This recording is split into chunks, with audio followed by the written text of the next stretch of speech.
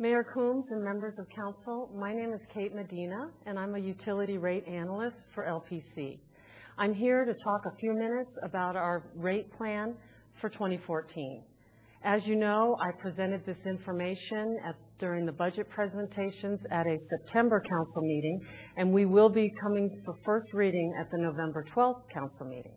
But first, a brief history. In 2010, LPC set a 3-year rate schedule for 2011, 12, and 13. During that time, however, Platte River, our wholesale provider, changed how they bill us. They moved expense out of their demand rate and more expense into their energy rate. And they also implemented a seasonal rate where rates are higher in June, July, and August. We made the decision not to pass that new billing structure onto our customers, as we had felt we set adequate rates for the 3 years.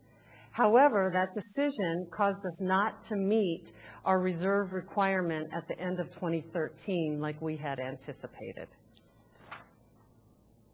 Again, our plan is to look at 3 years. We're looking at 2014, 15, and 16. We'd like to implement a 5% rate increase in 14 and no rate increase in 15 and 16. This will allow us to cover wholesale rate increases, as Platte River is anticipating a 2% rate increase in 14 and a 4.9% rate increase in 16. Implementing an average 5% retail rate increase in 2014 will allow us to recover the wholesale rate increases, enable us to meet our reserve balance, and also fund current and future CIP projects while creating rate stability for our customers. Although we're proposing an average 5% rate increase in 2014, rates vary by rate class. This is because we look at each rate class individually, and we perform a cost of service to determine their rate increase based on their usage patterns. Residential energy class will increase by 5%, while the commercial energy class, which has the largest number of commercial customers, will not have a rate increase in 2014. Our mission is to deliver electric and communication services that provide better value to our customer owners. One way we do that is by keeping our rates low. In July of 2013, CAMU did a rate survey, and as you can see, our residential rates are 4th lowest in the state. In fact, we would have to raise our residential rates by 50% to meet the state average. In 2014, approximately 72% of our expense will be to purchase power. 13% will be in the form of payments and contributions to the general fund, and 15% will be for direct LPC personnel, overhead, maintenance, and capital projects.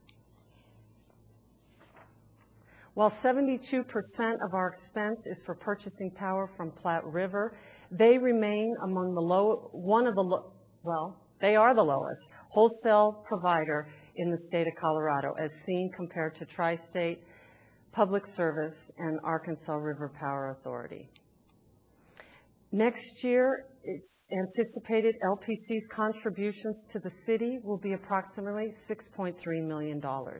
Of this, almost $5 million is the 8% franchise fee that we pay on sales revenue to the general fund.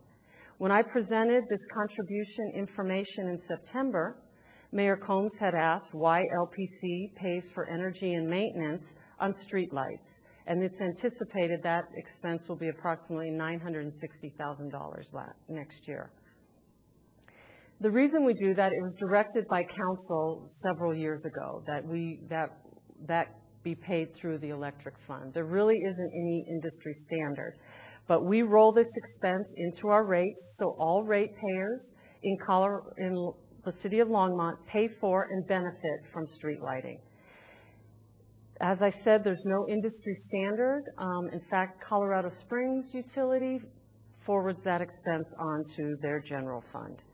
Other contributions include funding for LAEC, trees for the city, a portion of an arborist salary, and art in public places. LPC worked with an industry expert to develop a reserve requirement using best practices that was ultimately approved by council. The calculation includes 60 days of O&M and 15% of our 5-year CIP. This reserve acts as LPC's contingency fund, which enables us to respond to unanticipated events and emergencies, such as a flood, during the year, and provides the flexibility to make capital investments and replace aging infrastructure. As you can see, LPC has not met this reserve balance in the last 5 years.